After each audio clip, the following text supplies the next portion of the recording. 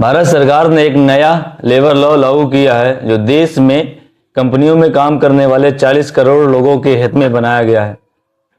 लोगों का कहना है ये उन 40 करोड़ लोगों का फ्यूचर को संभालेगा। पुराने लेबर लॉ में 29 कोड्स है, लेकिन इस नए लेबर लॉ में 4 कोड्स हैं जो कि देश की इकोनॉमी को रिफॉर्म करेगा। यह लेबर लॉ 21 नवंबर से पूरे देश में लागू हो गया है। इस लेबर लॉ के तहत अब कंपनी के अपने हर एक वर्कर को अपॉइंटमेंट लेटर देना होगा, जो कि पहले कंपलसरी नहीं था। इस लेबर लॉ के तहत अब महिलाएं भी नाइट शिफ्ट कर सकती हैं। इस लेबर लॉ के तहत अब एक वीक में सिर्फ 48 घंटे ही कंपनी में काम कर सकते हैं। अगर इसके ज़्यादा कंपनी ने काम करवाया तो ओटी के रूप में उसे डबल पैसे देने होंगे।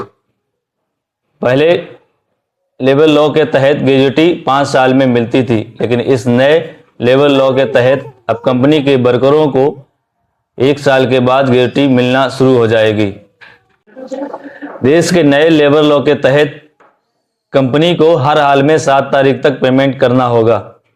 इस लेबर लॉ में कई नई कैटेगरी को भी ऐड किया गया है, जिसमें डिजिटल और स्टैंडमैन जैसे और कैटेगरी को जोड़ा गया है। इस लेबर लॉ के तहत अब कंपनी के हर एक वर्कर को जिनकी उम्र 40 से ज़्यादा है 1 साल में हेल्थ चेकअप भी जरूरी हो गया है। इस लेबर लॉ में कंपनी के वर्करों के हिस्से ज़्यादा इजी ऑफ डूइंग बिजनेस को सपोर्ट किया है, जो कि भारत की जीडीपी बढ़ाने के लिए सहयोग करेगा। वहीं कुछ लोगों का मानना है कि ये नया लेबर लॉ वर्करों के हित में कम, लेकिन बड़े बड़े उद्योगपतियों के हित में ज़्यादा है।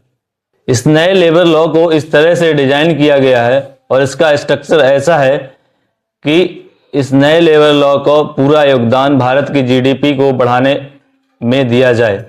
पहले बेसिक सैलरी टोटल सैलरी का 30% हुआ करती थी, लेकिन नए लेबर लॉ के तहत बेसिक सैलरी अब टोटल सैलरी का 50% रहेगा, यानी कि अब वर्करों के खाते में कम पैसे जाएंगे।